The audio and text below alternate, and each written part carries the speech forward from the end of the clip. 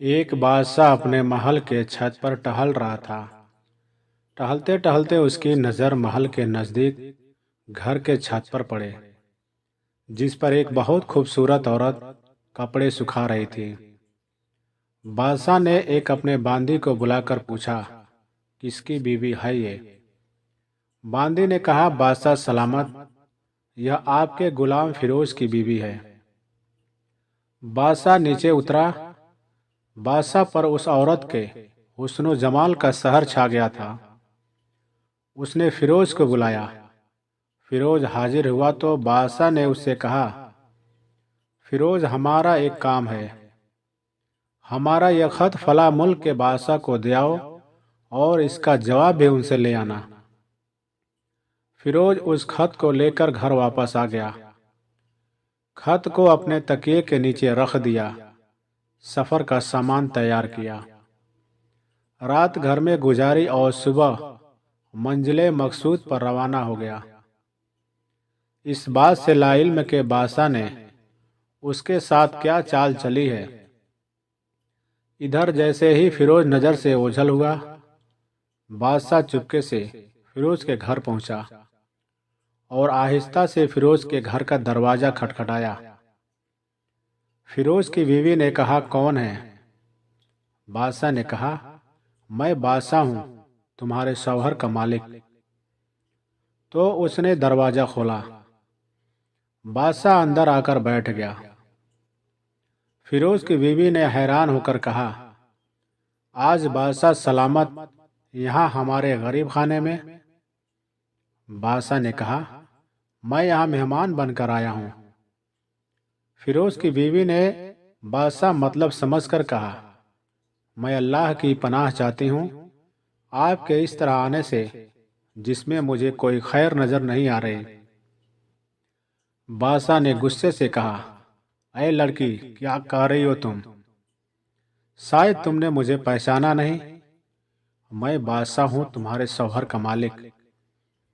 फिरोज की बीवी ने कहा, बादशाह सलामत, मैं जानती हूँ कि आप ही बादशाह हैं, लेकिन बुजुर्ग कह गए हैं, शेर को अगरचे जितनी ही भूख क्यों न लगी हो, वह मुर्दार तो नहीं खाना शुरू कर देता। और कहा, बादशाह, तुम उस कटोरे में पानी पीने आए हो जिसमें तुम्हारे कुत्ते ने पानी पिया है।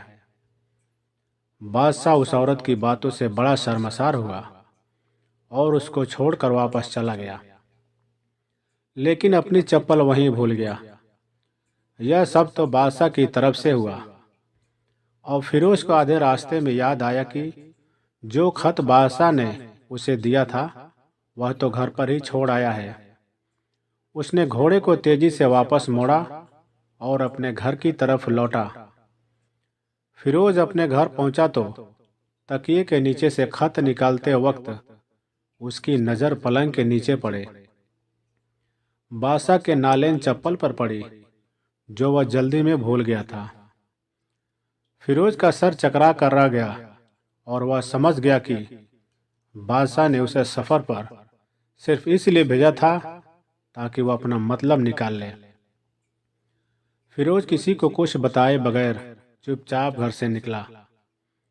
खत लेकर वह चल पड़ा और काम खत्म करने के बाद बादशाह के पास वापस आया तो बादशाह ने उसे इनाम के तौर पर 100 दिनार दिए।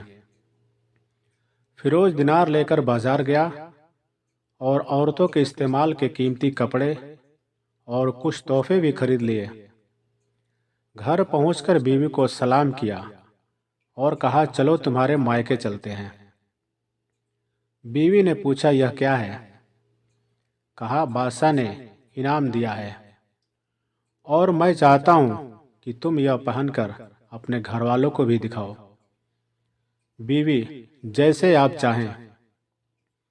बीवी तैयार हुई और वालिदैन के घर अपने शौहर के साथ रवाना हुए। दामाद और बेटी और उनके लाए गए तोहफे को देखकर वह लोग बहुत खुश हुए। फिरोज बीवी को छोड़कर वापस आ गया। 1 महीना गुजरने के बावजूद न बीवी को पूछा और न ही उसको वापस बुलाया। फिर कुछ दिन बाद उसके साले उससे मिलने आए और उनसे कहा, आप अपनी बहन से गुस्से और नाराजगी की वजह बताइए या फिर आपको काजी के सामने पेश करेंगे। तो उसने कहा, अगर तुम चाहो तो कर लो, लेकिन मेरे जिम्मे उसका ऐसा कोई हक बाकी नहीं जो मैंने अदा न किया हो। वह लोग अपना केस काजी के पास ले गए तो काजी ने फिरोज को बुलाया। काजी उस वक्त बादशाह के पास बैठा हुआ था। लड़की के भाइयों ने कहा, अल्लाह बादशाह सलामत और काजी साहब को सही सलामत रखे। काजी साहब, हमने एक सरसब्ज बाग, दरख्त फलों से भरे हुए और साथ में मीठे पानी का कुआं इस शख्स के हवाले में दिया था, तो इस शख्स ने हमारा बाग उजाड़ दिया, सारे फल खा लिए, दरख्त काट लिए और कुएं को खराब करके बंद कर दिया। काजी फिरोज की तरफ मुतवज्जह से पूछा, हाँ तो लड़के, तुम क्या कहते हो इसके बारे में? तुम फिरोज ने कहा, काजी साहब, जो बाग मुझे दिया गया था वह उससे बेहतर हालत में मैंने उसे वापस किया है। काजी ने पूछा, क्या इसने बाग तुम्हारे हवाले वैसे ही हालत में वापस किया है जैसे पहले था? उन्होंने कहा, हाँ, वैसे ही हालत में वापस किया है, लेकिन हम उनसे बाग वापस करने की वजह जानना चाहते हैं।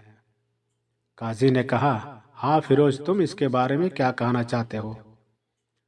फिरोज ने कहा, काजी साहब, मैं बाग किसी बुग़्ज़ या नफरत की वजह से नहीं छोड़ा, बल्कि इसलिए छोड़ा कि एक दिन जब मैं बाग में आया तो उसमें मैंने शेर के पंजों के निशान देखे, तो मुझे खौफ हुआ कि शेर मुझे खा जाएगा। इसलिए शेर के इकराम की वजह से मैंने बाग में जाना बंद कर दिया। बादशाह, जो टेक लगाए हुए ये सब कुछ सुन रहा था, उठकर बैठ गया और कहा, फिरोज, अपने बाग की तरफ अमन और मुतमईन होकर जाओ।